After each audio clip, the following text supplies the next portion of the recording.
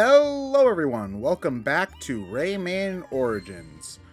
We would be going to World 2 right now, but instead we have to stay in World 1 to do what is probably the most memorable levels in the game, which are these chase sequence levels. One of the reasons why these levels are so great is, for one, the music. The music in this game is just fantastic.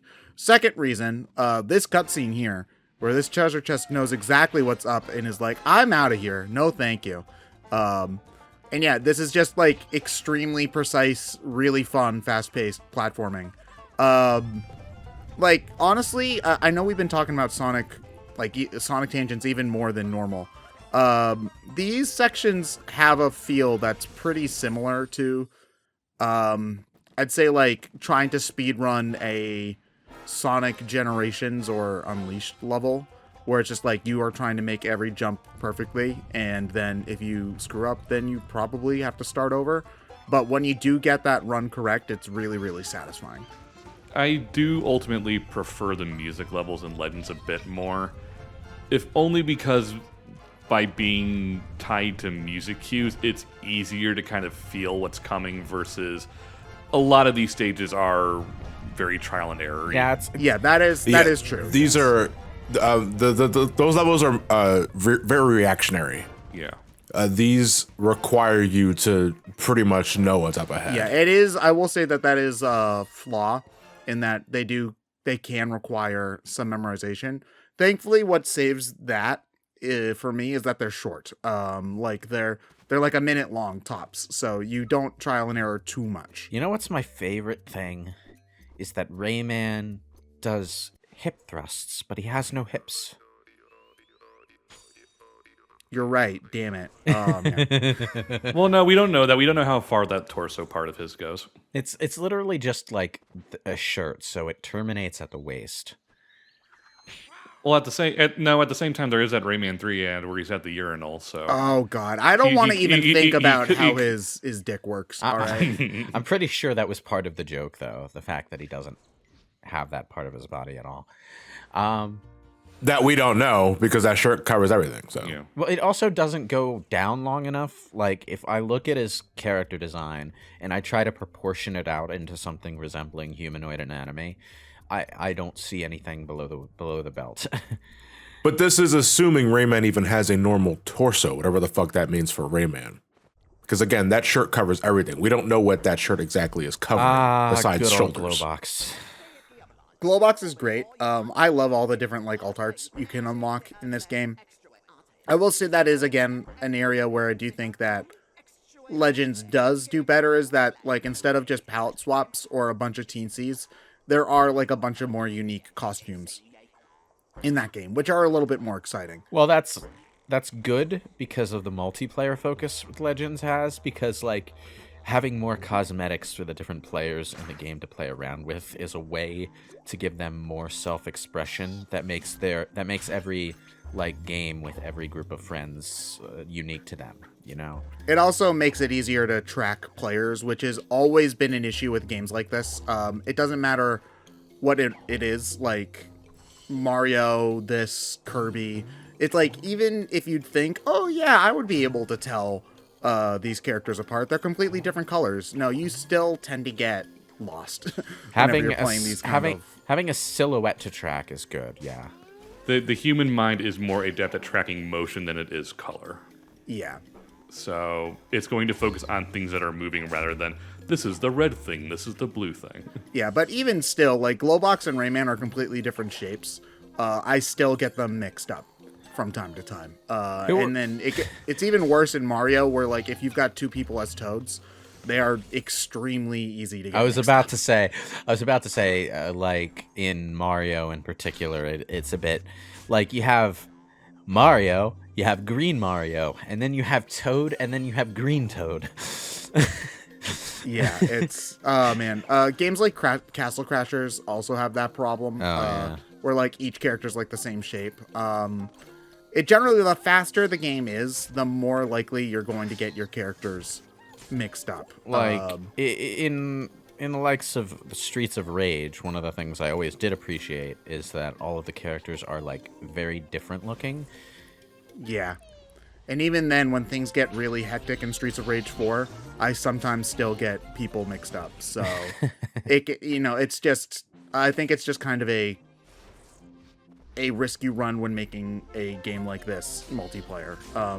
When you're sharing a screen, it's just likely to happen, unfortunately. To be perfectly honest, I think because of New Mario Wii success, everyone just went, oh, we're just going to do 4-player. I think the most you should ever do for a platformer is 2.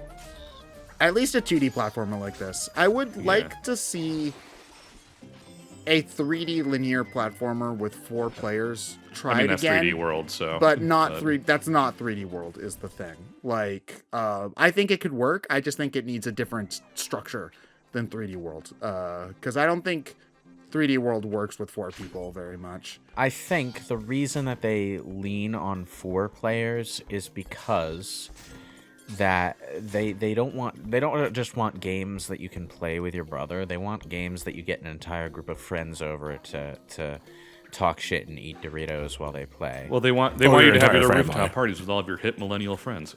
Oh, man. Silly Nintendo. Nobody has parties anymore. We're locked in our room. Last time I went to a rooftop, though, I got taken away by security.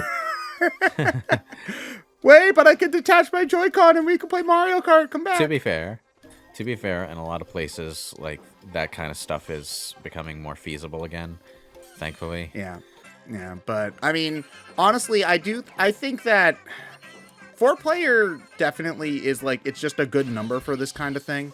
Once you get 4 people together, it starts becoming more possible to do stuff like board games or whatnot, and I find that 4-player video games have a similar feel to like a casual board game night. Yeah. I mean, that's why something like Smash Brothers and Mario Party are so popular. It's more that these are more dedicated experiences, so it's kind of hard to get that many people around consistently for something like this.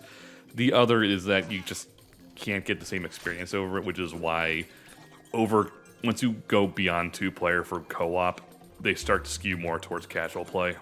I remember when Mario Wii came out. Me and some of my family did want to do a 4-player run of the game. It took us a year and a half to do it. Oh, Jesus. Because, like, that was the only times we could actually, like, get us all together. It took us that long. We'd play for maybe, like, 2 hours. And then one of them would have to go home. And we didn't want to leave somebody behind. So, yeah, And it took forever. That's kind of like the advantage that video games have, technically. I mean, Nintendo tends to forget this a lot. But video games have an advantage over board game nights, and that's that you do not have to be at the other person's house if you have a decent enough internet connection. So you can set up, remote multiplayer parties and just do all that stuff over Discord or something. But yeah, and having your own screen alleviates a lot of the problem we were just talking about. it does, You know, where yeah. it's- I mean, the big example that will stand for all is our own attempt at Castlevania: Harmony of Despair. Oh god, that game Oh my God, was look. like the top. Like that game was really, really cool. Up until we had to fight not the way- Dracula. Not the way we were playing it. It wasn't. I mean, I love that game, but local co-op is so well, trash. Local co-op wasn't even in the original release of the game, so it wasn't designed for No. it, first of all. But like once they added it into the PS3 version, the camera became such a problem. Such a goddamn problem. Yeah, it's like, what is this? A map for ants? Yes. Like, and us actually trying to fight Dracula was like one of the most beautiful disasters I've ever seen in my history as a video gamer. Doesn't the game kind of expect you to grind too, though? It does, yes. Yeah, it's it a very much expects grindy you to game. grind. But the thing about it is, if you're decent enough at it, and if you're in multiplayer specifically, you can alleviate some of the grind because multiple characters are dealing out multiple times the amount of damage that you would be doing on your own. So if we could have tracked our motion, we could have beaten Dracula there. But we couldn't, so we didn't. Now we live in the bad timeline. The camera kept like swooping in and zooming out and just generally not cooperating with us as we fought Dracula. Did we even make it to a second form? I think we I did once. don't Because I remember I don't he even has recall. the Castlevania Symphony of the Night second form, where he's the big demon-y looking thing. Right. Did we make it to his Yeah. third form? Probably not. I don't think so. I don't remember. Okay, good. I don't remember doing it. I don't remember making it to his third form, which is unfortunate because his third form is his final form from Symphony of the Night, which makes it a pretty fun boss fight, to be honest. But, like... There's just something humorous about Alucard entering the throne room with like 3 other friends. Like, we're going to beat the shit out of Isn't you. that basically the Castlevania anime? Yeah, basically. yeah. Oh, they were gonna do a season 5 of What they were Castlevania. what they were planning to do was do 2 more seasons after season 2, and they set up so much shit in season 2, and then no, it's season. Which season am I thinking of? Talking about season 3. I'm calling it season 2, but it's technically season 3 because season 1 was just like the pilot. So like they wanted to do like an arc, right? They wanted to have the second big arc lead all the characters to this low point and then gradually climb back up from that low point to a big finale in like season 5, but they had to wrap everything up in season 4, so all the grim shit that they set up in season 3 just sort of gets resolved either off screen or in a very short amount of time. The result being the final season of the Castlevania show is good, but you can feel the missed potential everywhere. I always hate stuff like that where it's just like, oh yeah, you can tell that this needed another season. Yeah. Welcome to dealing with Netflix. Yeah, that was my thought playing Great Ace Attorney Chronicles, was like, this game's bloated enough as is, and I can already tell they wanted to have a third game. It's just like, it's like playing Xenosaga, though, where they originally planned to do a 5-game series, but the first game sales weren't as good as Namco wanted, so Namco was like, yeah, you can finish this, but you have to do it in 2 games, not 4. Honestly, I'm impressed that Namco gave them 2 extra games. Yeah, but the result was, because their story was so complicated in Xenosaga, the second game in the Xenosaga trilogy is basically a clip show. Like, it's so condensed. The pacing and writing is not fun. But then you get to because they're basically doing 3 games worth of story in one, but then you get to Xenosaga 3, and it's amazing. You know? I guess if you have to do that, that's the way to do it, where it's just like, if you should land on the high note, you know, because that's what people will remember at the end of it, as opposed to the awkward middle part. Well, but it's like, it's not just an awkward middle part, it's a middle part that's actively unfun to experience. Yeah. So it's basically narrators summing up events is what Xenosaga 2 was like. Man, I love reading the Wikipedia article for the 3rd, 4th, and 5th books in the franchise. It's great. It would have been a 2nd, 3rd, and 4th, actually. But, you know, same concept. Man, Xenosaga had the potential to be such a good series, and I guess that's part of the reason that Xeno fans are happy with where Monolith Soft is at. Because Nintendo doesn't seem to give them the same sort of shit that Namco did. I mean, I'm not going to pretend that the team who made the previous Xeno games was always, like, perfect, because some of their problems tended to be their own fault. Like, the horrible pacing in the second half of Xenogears, that was entirely poor management, forcing them to rush the development toward the end. But... my understanding was that the Xenoblade games were fairly disconnected. They are, yeah. Okay. Which is definitely a lot easier to, do your own thing with. I think there are connections between Xenoblade 1 and 2, but if they are, it's not, like, super important to know. And Xenoblade Meanwhile, X 3 is is very... Well, what we know about 3 is that there's a lot more connections than 1 and 2 were. And Xenoblade X is literally, like, in its own universe doing its own thing, so, yeah. I mean, Xenoblade X is a good game. I wish they'd port it to Switch.